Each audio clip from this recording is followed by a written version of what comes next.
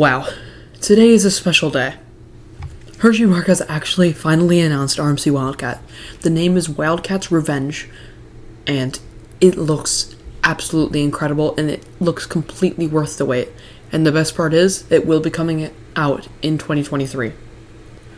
And in this video, I'm going to go over everything we know about the ride, so, of course, you can then know, and also because I need to talk about this ride. I'm going insane. This is so cool. Alright, anyways, though, first let's start with the stats. This ride has a height of 140 feet, which is a little bit smaller than I thought it would be, but it's still pretty good. Definitely bigger than Wildcat's height. It has a top speed of 62 miles per hour, which I think is pretty good. It has 4 inversions, which is great, an 82-degree drop, and about 3,510 feet of track. So, overall, it wasn't changed too much from Wildcat, but they did definitely bump it up a decent amount at least. But while the stats might not be changed too much, the layout looks completely different. It is insane. Literally, it almost looks like it's completely ground up instead of being a conversion of Wildcat, because it's completely different. It almost reminds me of Iron Gwazi in the fact how it's extremely different from the original layout. But the layout looks amazing. We can't see the entire layout, but from what we can see, it looks to be an incredible ride. So, from what it seems like, you'd start off going through this actually pretty nice pre-lift before you'd head into this part's pretty surprising but awesome, a lift truss for the lift hill. I did not expect a lift truss, but I am extremely happy. I love the ways lift truss look, and this is just going to look so cool in the skyline, and it is just cool being on the lift truss and just being like, wow, I'm on a hybrid coaster, yet there's no support below me and everything, because there's wind supports. It's really cool. I love lift trusses, so it's going to be awesome how this has it. Then you head into your 82-degree drop, which gives you 62 miles per hour. And it looks like a pretty nice drop. It looks like it'll be pretty fun. Also, I do want to mention this lift truss is painted black, so maybe I was right about the horror theme, possibly. If so, then that'd be pretty cool how I got it right. Then after the drop, you head into the world's tallest underflip. This definitely looks pretty cool. The step-up underflip on Joker seems pretty nice, so considering doing one at this height, I definitely think it's going to be pretty awesome. Then, from what it seems like, you would go through some airtime hills, and then head through some wave turns, and then after that you would end up going into a stall, which is going to be amazing. This is going to be a pretty high up stall, it looks like, and it's definitely going to give some nice hang time. This looks amazing. Then, for the rest of the ride, there's going to be another 2 inversions, which we do not know. There have been theories of there being a 0G roll and a death roll. I am pretty sure there is going to be a 0G roll, but I'm not quite sure about the death roll. But if there is a death roll, that would be incredible, and I speak from experience as I have been on the one in Iron Gwazi. This ride does not seem to focus too much on airtime, and more focuses on passages and laterals.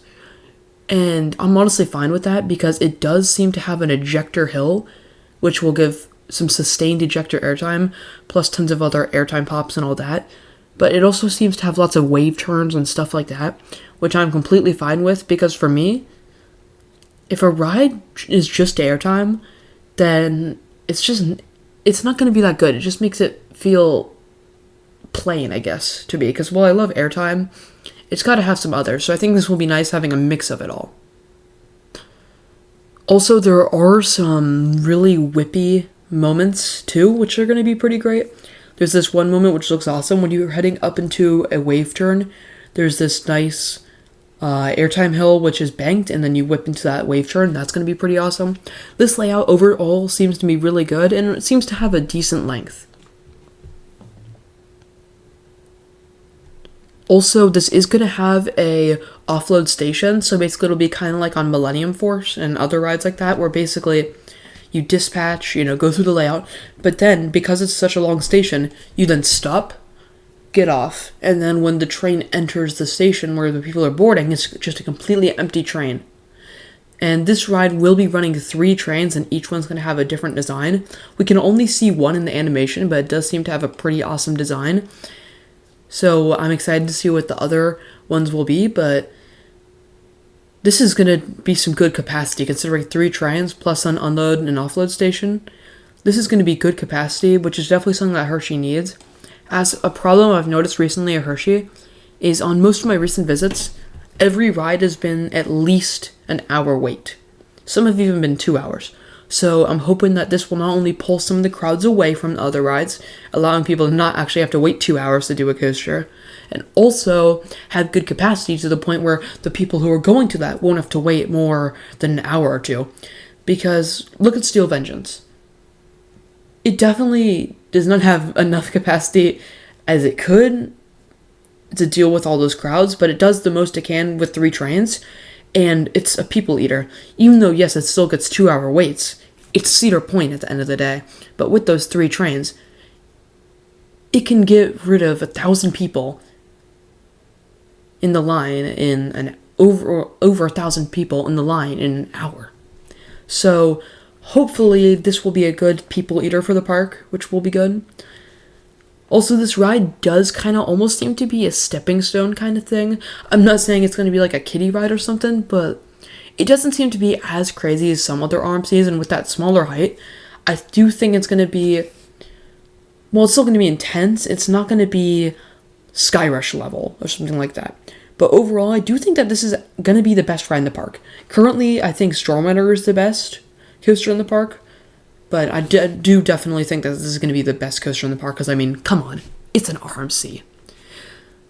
But, as I said before, we really just can't see the whole layout. So, there's not really much more for me to talk about. I've kind of gone over everything that we've seen, so that's going to be the end of this video. I hope you guys enjoyed.